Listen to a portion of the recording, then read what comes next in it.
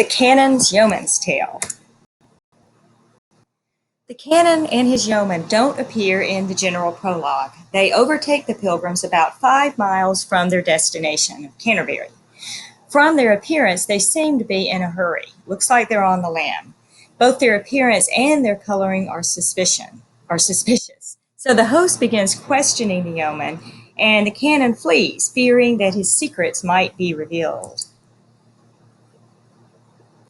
Here's a passage that describes their appearance when they first come across the pilgrims. Erwe heriden fully thieve mila at Bokton under blay usgana taka aman the clothed was and clothes blaka on underneath the hey hado wheat surplice. His hakane that was all pomely grease, saw swata that it wonder was to say, it same it as hey had pricked mila stray.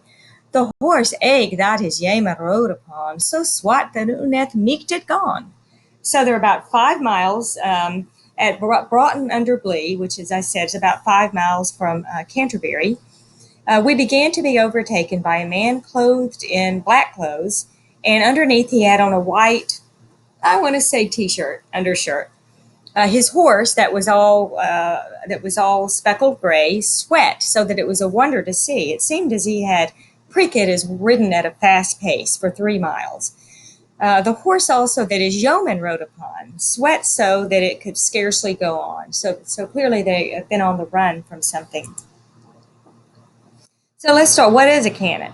Well, a canon was a religious cleric. So he's another religious official. They were typically highly educated. And remember the fear of too much knowledge in the Middle Ages, going all the way back to the Miller's Tale, the fear of Nicholas the clerk having too much knowledge. The fear was that excess knowledge might lead to a desire for more and more power, and that might lead one down the road to alchemy, particularly for the search of the philosopher's stone. The goal of the alchemist is to be able to convert base metal to gold or silver, and the philosopher's stone would enable that to happen.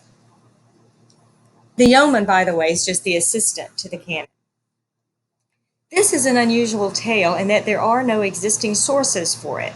Scholars have long posited how Chaucer might have such a detailed knowledge of alchemy. Some parts of it are a little difficult to read because Chaucer goes into so much detail. He knew his stuff. So one scholar speculated that maybe Chaucer himself had been built by an alchemist and he learned about them the hard way. I'm not so sure about that. I just know that his knowledge of the science of alchemy is very impressive. So the plot. Once the canon leaves, once he hears that the yeoman is going to tell his secrets, the yeoman agrees to tell all of his master's business. So in the story itself, part 1, the yeoman tells of his master's failed attempts to find the philosopher's stone, and he laments his own fascination with the craft. So the first part of the tale is another literary confession, like those of the wife of Bath and the pardoner, that recounts the foibles of a particular trade or profession. The yeoman describes a difficult life of the alchemist. I have to say that the canon is not a bad guy. He honestly wants to be able to turn the base metal into gold, and he tries very earnestly, but he fails and he fails. And so the yeoman is here describing the very hard work. One of the things the host notices is that his complexion has changed, that the yeoman has a funny complexion, and that's from all the chemicals that he would have to work around. So here's a passage.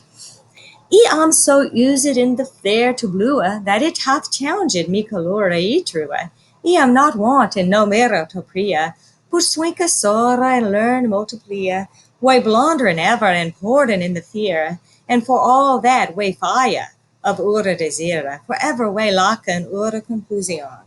So I'm so used to blowing in the fire that it has changed my color, I believe. I'm not accustomed to looking in the mirror. But I work hard and I learn multiplia is alchemy. We blunder always and pour in the fire, and for all that we fail at our desire, forever we lack our conclusion.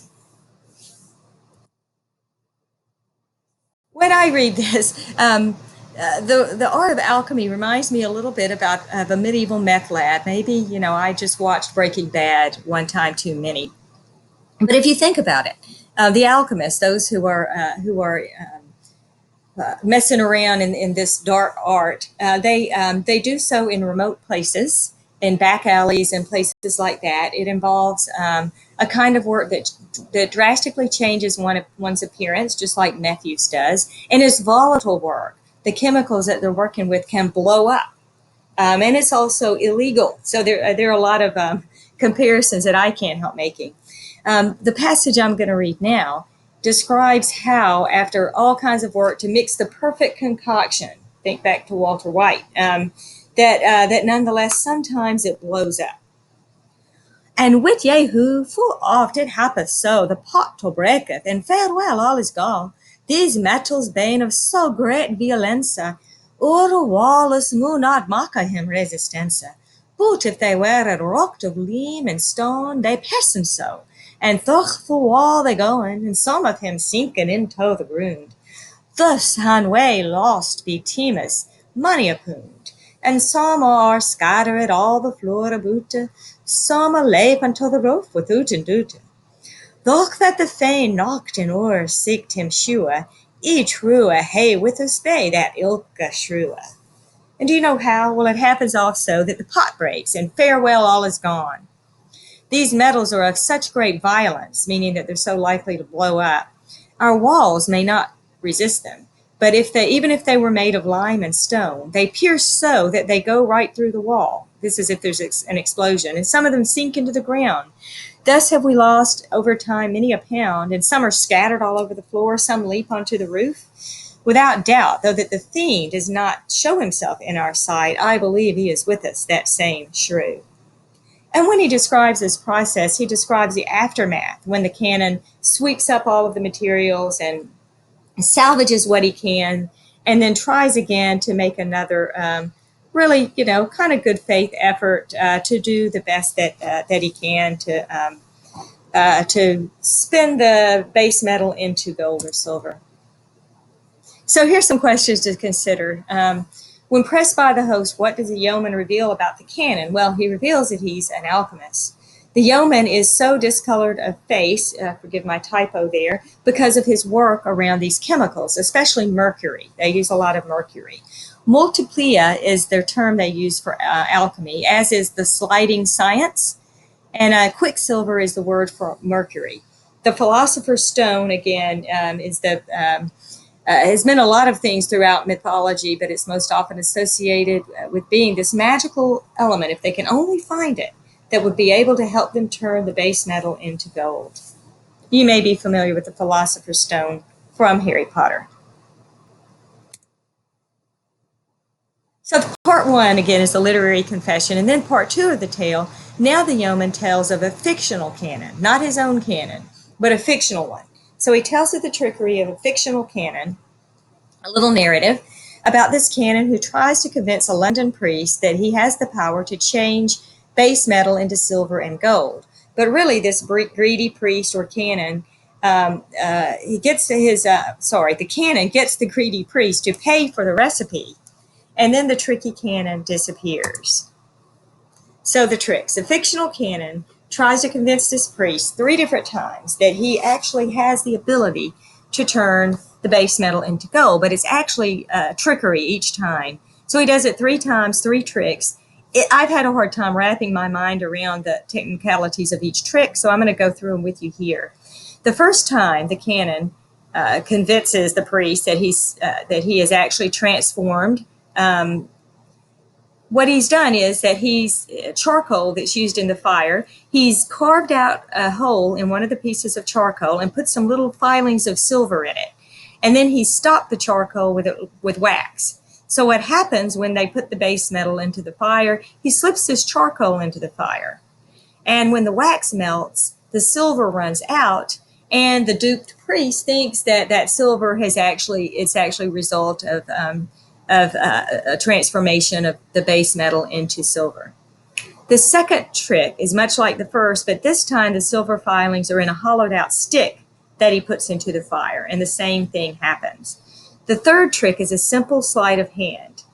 The canon has a tane or an ingot of silver up his sleeve that he substitutes at the last minute. So by the end of seeing it 3 times, this priest thinks he's seen with his own eye how the Canon can turn base metal into a valuable material. So he believes it. So he tells the Canon, "I'll buy this from you at an exorbitant price."